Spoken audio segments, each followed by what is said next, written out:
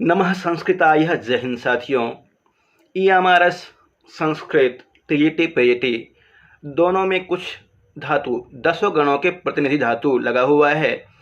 कुछ साथियों का बार बार निवेदन आ रहा था कि कम से कम व्याकरण वाला अंश आप पढ़ा दीजिए। यद्यपि समयाभाव रहता है फिर भी कोशिश करते हैं, जितना हो सकता है मैं कोशिश करूँगा। आप नोट्स करते चलेंगे तो अच्छा रहेगा, या फिर आप संस्कृत संशयन टेलीग्राम में जुड़ेंगे तो मैं आपको पीडीएफ भी भेज दूंगा। और यदि आपकी तैयारी हो गई है तो अच्छी बात है, बहुत शानदार, और आगे तैयारी करें। प्रस्तुत है आपके निवेदन पे दसों गणों के प्रतिनिधि धातु। उससे पहले सामान्य जानकारी बहुत ज़रूरी है। संस्कृत की सारी धातुओं को 10 विभागों में बांटा गया है। संस्कृत में जितने धातुएं हैं, अर्थात धातुएं कितने हैं ये भी बताऊंगा मैं आपको अभी। संस्कृत की सारी धातुओं को 10 विभागों में बांटा गया है, जिन्हें गण कहते हैं। वादिगण, अदादिगण, ज्योत्यादिगण 10 गण होते हैं। और एक धातु पाठ किसकी रचना है? पाणिनि की 10 गण हैं। और एक कंडवादी गण भी है धातु पाठ के अंत में, जिसमें 46 धातुएं हैं। इनके आधार पर ये गण बनाए गए हैं। ये विकरण लट, लोट, लंग, विधिलिंग में ही होते हैं। विकरण लगता है, दसों गणों में अलग अलग विकरण होते हैं। भ्वादि में कर्तरी शप प्रत्यय का अ बचता है, और अदादिगण में लोप हो जाता है आदि प्रत्यभ्या शपा से। क्रम से देखते हैं, विधिलिंग में ही होते हैं। मतलब विकरण जो होते हैं लट, लोट, लंग, विधिलिंग, 4 लकारों में ही विकरण होते हैं। लकार 10 होते हैं, लट, लोट, लंग, विधिलिंग, आश्रलिंग, लोंग, लिंग, लिंग इत्यादि 10 लकार होते हैं। उसमें से लट, लोट, लंग, विधिलिंग में ही विकरण लगते हैं। विकरण किसको बोलते हैं? धातु के बीच में जो विकरण लगता है, शुबंत और धातु और तिगन के बीच में, धातु और तिगन मतलब तिप तजी सिप तस्त, इसके बीच में जो विकरण लगता है, अलग से जो प्रत्यय आता है, उसको विकरण कहते हैं। जैसे कर्तरी शप में अ आता है, भ्वादिगण के साथ में अ। अदादिगण में नहीं लगता है, ज्योत्यादिगण में भी लोप हो जाता है, स्वादिगण में सुनु लगता है, तनादिगण में तनादिकेभ्य उ, दृढ़ आदि अन्य लकारों में नहीं। अतः गण के कारण अंतर भी लट आदि 4 लकारों में ही होते हैं। गण के कारण अंतर भी 4 लकारों में ही होते हैं, अन्य अंतर नहीं होते हैं। 10 गणों की मुख्य विशेषताएं और लृट आदि लकारों के संक्षिप्त रूप आगे बताया गया है, किस तरह से दिया है। प्रत्येक गण में 3 प्रकार की धातुएं होती है। इनके नाम और पहचान ये हैं। 3 प्रकार की धातुएं कौन कौन सी है? परस्मैपदी, जिसमें ती, तह, अंति, सी, थ, आमी, आव, आमा ये लगते हैं। और आत्मनेपदी में त, अताम, झ, थ, अताम, ध्वम, इड, वही, मही। तिंग कहते हैं, तिप, तस, झी, सिप, तस, ये 18 होते हैं तिंग। तिंग कहने से 18 का ज्ञात होगा। जैसे तिंग कहेंगे, तिंगा कति ही, तिंगा 18 होते हैं तिंग 18 होते हैं। इसमें से परस्मैपदी 9 होते हैं, और आत्मनेपदी 9। अब आप देख लीजिए किस गण में किस तरह का विकरण लगता है, कौन सा विकरण लगता है, ये आप देख लेंगे। और जिस तरह से यहाँ डायग्राम बना हुआ है उसी तरह से आप भी नोट्स में एक पेज में आ जाएगा ये सारा सूत्र। पहले गण, उसके बाद विकरण, और किस सूत्र से होता है। विकरण कौन कौन से लकार में लगते हैं? लट, लोट, लंग, विधिलिंग, 4 लकारों में विकरण लगते हैं। लट, लोट, लंग, विधिलिंग, इनमें ही विकरण लगते हैं, ध्यान रखना है। भ्वादिगण में बताया गया है शप प्रत्यय होता है। कर्तरी शप सूत्र है, उससे शप प्रत्यय होता है। तिंग से सार्वधातुकम और कर्तरी शप प्रत्यय। लट आदि में धातु और प्रत्यय के बीच में अ लगेगा। मतलब शप का श लशक पतदुते से लोप हो जाता है, तस्य लोप, दर्शन लोप, अरबी लोप हो जाएगा, हलंत्यम से अ बचता है। धातु के अंतिम स्वर को गुण होगा। धातु के अंतिम स्वर को गुण हो जाता है। ई को ए, उ को उ, और उ को ओ, री को अर होगा। गुण में वही होता है, ए, ओ, अर। धातु के अंतिम अक्षर से पूर्व ई को ए, उ को ओ, री को अर होगा। गुण होने के बाद धातु के अंतिम ए को अय और ओ को अब हो जाता है। जैसे भू धातु है, भुआदिगण की प्रतिनिधि धातु भू है, भू धातु। अभी विस्तृत रूप से पढ़ाऊंगा, अभी देख लीजिए। भू धातु है, भू धातु में कर्तरी सप लाते हैं, सप लाते हैं तो शप का अ बचता है लोप आदि होकर के, और तीप का ती बचता है, प का भी हलंत्यम से लोप हो जाता है। अब यहाँ पे संधि कीजिए, कौन सी संधि होगी? भू और अ में भू को ओ हो जाएगा, भो, और बाद में अ है। अब बोली आदि संधि, ओ को अब होता है, अब हलंत रहता है, इसमें अ मिला देंगे, भव बन जाएगा, और ये तीप का ती, भवती, इस तरह से बनता है। पूरी संधि आपको पूरी नहीं करनी है, इस सिद्धि के रूप में होता है, पूरी सिद्धि नहीं करनी है, आपको रूप याद करने के लिए कहा गया है। EMRS में रूप पूछा जाएगा, फिर भी सामान्य जानकारी आवश्यक है। अदादिगण, अदादिगण में शब्द का लोप हो जाता है। अभी जो आपने शब्द विकरण पढ़ा, अदादिगण में उसका लोप हो जाता है। अधि प्रभृतिभ्यः शपः, एक सूत्र है, अधि प्रभृतिभ्यः शपः, अधि प्रभृतिभ्यः शपः से शब्द का लोप हो जाता है। सूत्र शायद नहीं पूछे, इसलिए विस्तृत रूप से सूत्र नहीं पढ़ा रहा हूँ, इतना ही देखिए। और क्या है, हाँ, ये ध्यान रखना है कि शब्द का लोप किस गण में हो रहा है, किस में अ आ रहा है, विकरण कौन कौन सा किस गण में आता है, ये जरूर याद रखना है आपको। यहाँ क्वेश्चन हो सकता है।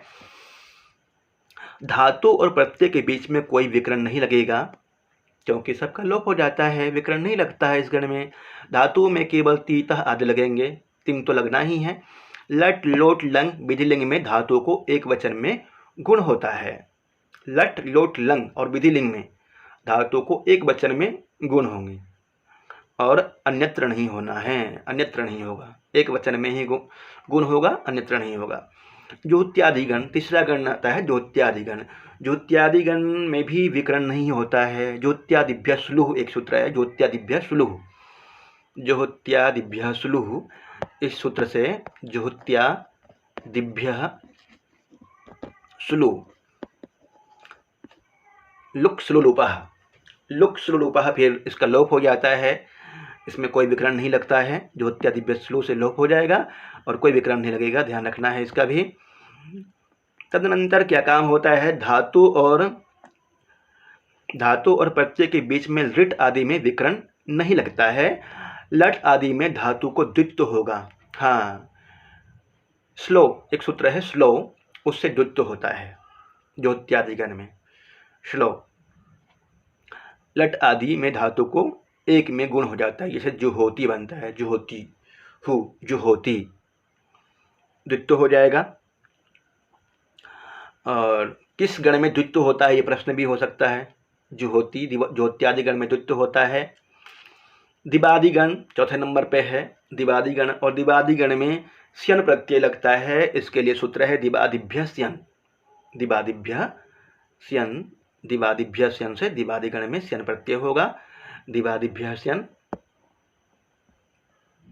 दिवादिभ्यः स्यन, स्यन प्रत्यय होगा। अब आपने व्याकरण पढ़ा है, यहाँ पे श का लोप हो जाएगा, लशक पतदिते से, लशक पतदिते से लोप हो जाता है, न का हलंत्यम से लोप हो जाएगा, सिर्फ य बचेगा। दिवादिगण में धातु और प्रत्यय के बीच में लट आदि में य लगता है, सिर्फ य बचा तो य लगेगा। धातु को लट आदि में गुण नहीं होता है, धातु को लट आदि में गुण नहीं होगा, ऋट आदि में गुण होता है। लट लोट लंग और विधिलिंग में गुण नहीं होगा, परंतु ऋट में दीर्घ गुण होगा। आगे है स्वादिगण। स्वादिगण स्वादिभ्यः स्नुः, स्वादिभ्यः स्नुः सूत्र है इसका, स्नु प्रत्यय होता है। स्वादिभ्यः, स्वादिभ्यः, स्वादिगण के धातुओं के साथ में स्नु प्रत्यय होता है, स्नु विकरण है, और फिर इसका श का लसक पतदिते से लोप हो जाएगा, तस्य लोपा दर्शनम लोपा, अनुबंध लोप हो जाएगा, अनुबंधकरणम। फिर लट आदि में धातु और प्रत्यय के बीच में नू लगता है, श का लोप हो जाएगा तो नू ही बचेगा। धातु को गुण नहीं होता है, नू को परस्मैपदी एक वचन में प्रायः नो हो जाता है। सुनोति, सुनता, सुनवंती ऐसा रूप बनेगा। रूप भी आपको बता दूंगा मैं, पहले इसको पढ़ लीजिए, ये बहुत आवश्यक है। और इसी तरह से डायग्राम आपको बनाना है। तुदादिगण, तुदादिगण में श विकरण लगता है। तुदादिभ्य सह एक सूत्र है, तुदादिभ्य सह, तुदादिभ्य सह। अब जहां भी स लगेगा ना उसका लोप हो जाता है। स का लोप हो जाएगा तो बचेगा अ बचता है, अ बचेगा। लट आदि में धातु और प्रत्यय के बीच में अ लगता है। लट आदि में धातु का गुण नहीं होता, धातु का गुण नहीं होगा। लिट आदि में धातु को गुण होगा। मतलब लट, लोट, लंग, विधिलिंग ये चारों धातुओं को एक कोटि में रखा है और ऋट आदि जितने हैं उनको एक कोटि में रखा गया है। रुधादिगण, रुधादिगण में स्नम प्रत्यय होता है। रुधादिभ्य सनम, रुधादिभ्य सनम, स्नम प्रत्यय। रुधादिगण में फिर उसी तरह से लिख लीजिए आप, रुधा दिभ्य श्यन। अब आप बोलिए, इसका लोप हो जाएगा लसक को तदिते से और न का हलंत्यम से लोप हो जाएगा। बचेगा य, नहीं सनम, सॉरी, रुधादिभ्य सनम होता है, सनम, सनम है, न बचेगा, श्यन नहीं है। दिवादिभ्य श्यन था, यहाँ रुधादिभ्य सनम है।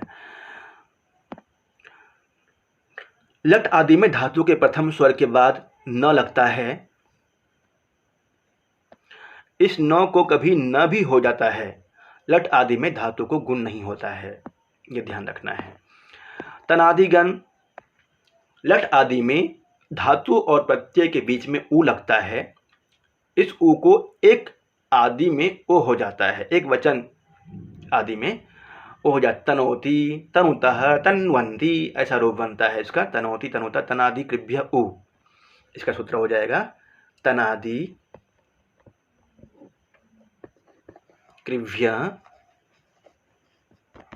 ऊ, ऊ प्रत्यय होगा। तनादि कृभ्य ऊ से तनादि कृभ्य ऊ प्रत्यय। लट आदि में धातु और प्रत्यय के बीच में ऊ लगता है।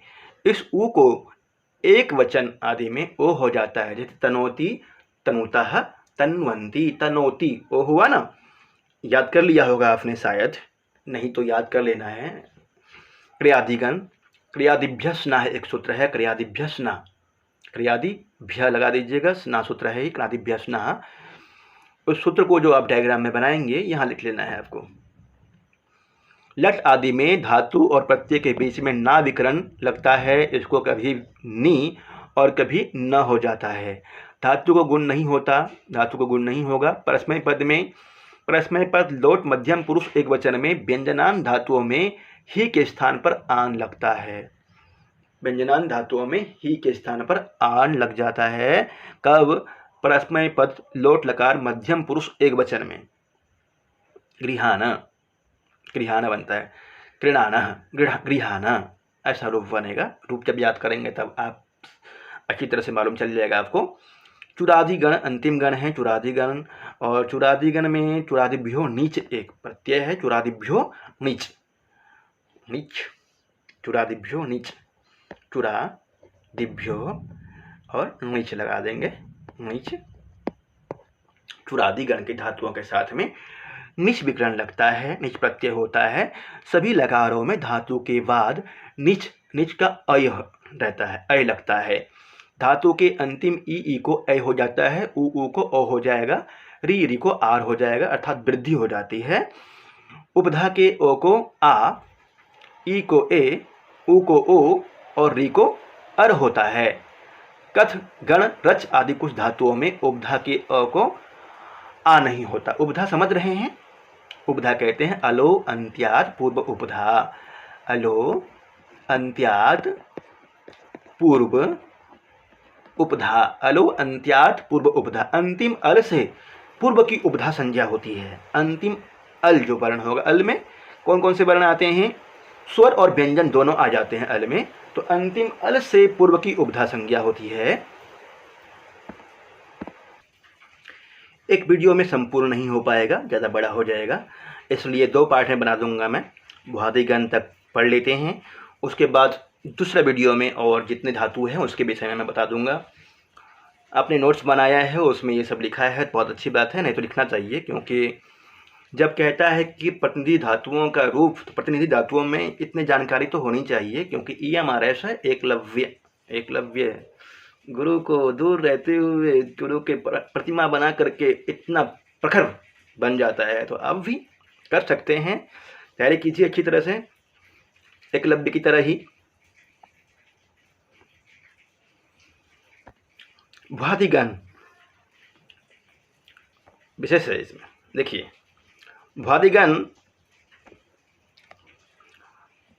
भ्वादिगण की प्रथम धातु भू है। भू सत्तायाम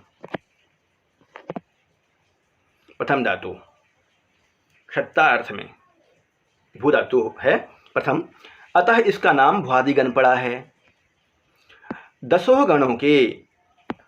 गणों में यह गण सबसे मुख्य है, सबसे अधिक धातुएं इसी गण में है। चूरादि गण तक धातु पाठ में वर्णित धातुओं की संख्या कितनी है? 1944। चूरादि गण तक 1944 है, तथा कंडवादि गण को लेकर धातु संख्या 1993 है। अर्थात कंडवादि गण में धातुओं की संख्या 46 है, ये भी लिख लीजिएगा। और कितने धातु है कुल धातु पाठ में? 1944, ये नोट्स कर लीजिए। धातु पाठ के भ्वादिगण में प्रथम धातु भू है। भू कहने से प्रधान धातु हो गया भू, जो आपको याद करना है। और धातु पाठ में कुल 1944 धातु है। कंडवादि गण को मिला करके यदि पूछे तो 1993। इसमें से भ्वादिगण की धातुओं की संख्या, भ्वादिगण में कितने धातु है? 1010 धातु भ्वादिगण में है। अतः ज्ञात होता है कि संपूर्ण धातु पाठ की आधे से अधिक धातुएं भ्वादिगण में हैं। भ्वादिगण की विशेषताएं क्या है? भ्वादिगण के विषय में देखिए, भ्वादिगण की विशेषता है कर्तृशब्द एक सूत्र है। कर्तृशब्द जिससे सब प्रत्यय होता है, शब्द विकरण है। धातु और प्रत्यय के बीच में सब विकरण लगता है, इसलिए धातु के अंत में अति, अतः, अंति आदि लगेंगे। अति, अतः, अंति, तीतः, अंति, सीथः, थः, आमि, आव, आमः। मूल प्रत्यय तीतः आदि है। धातु के अंतिम स्वर ई, उ, री, बड़ी री को तथा उपधा अंतिम अक्षर से पूर्व। अभी आपको बताया कि उपधा किसको बोलते हैं, यह सूत्र आपको याद ही होगा। अलो अंत्यात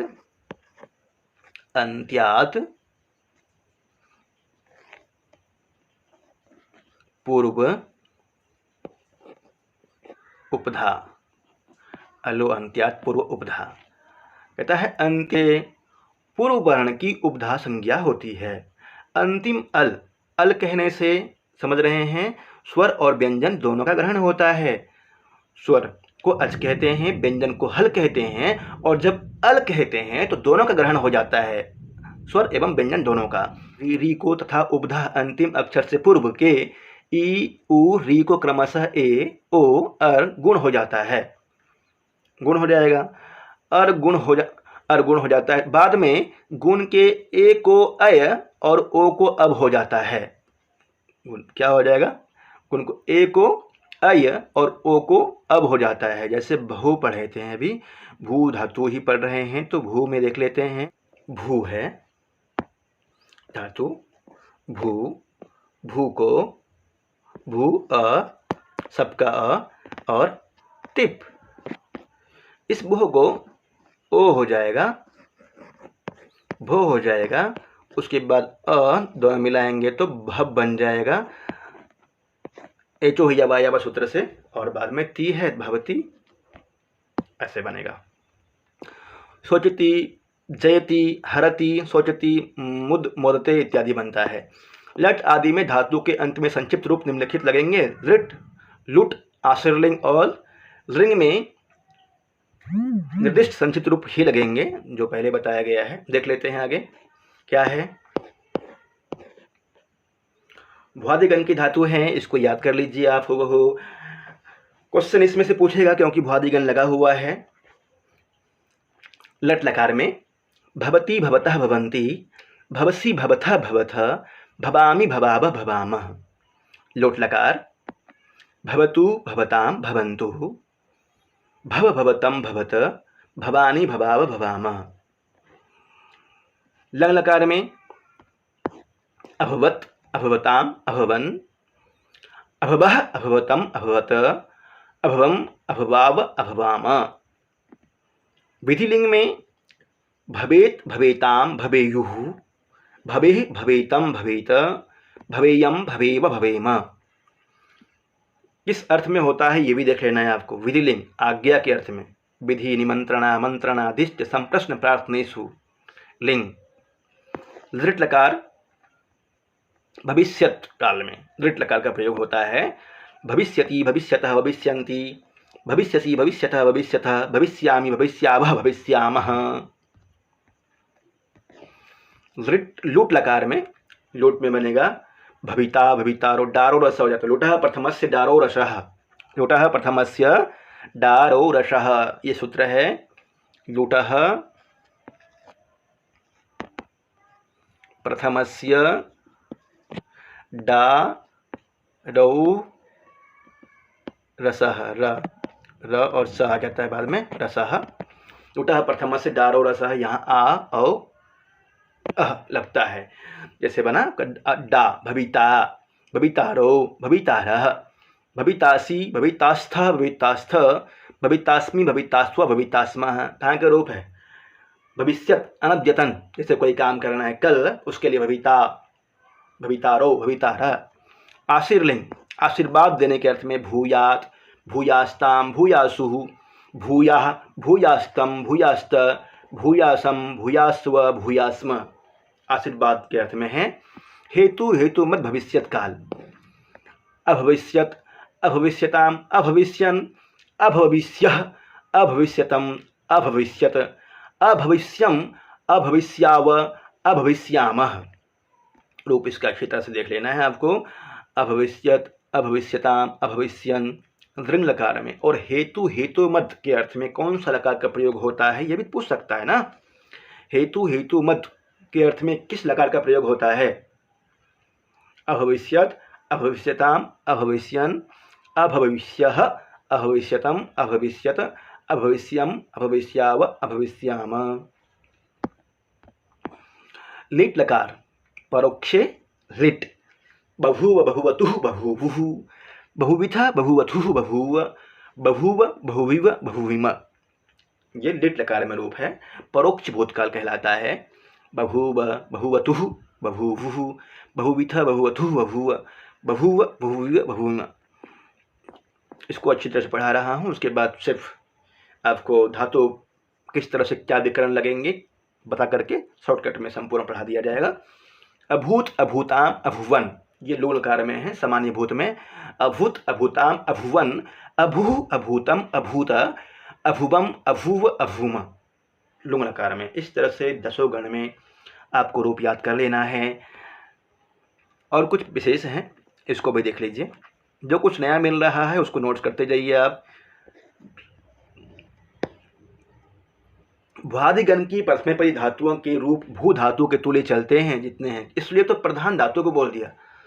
प्रतिनिधि धातु का रूप याद कर लेंगे तो सब याद हो जाएगा, कुछ को छोड़ करके।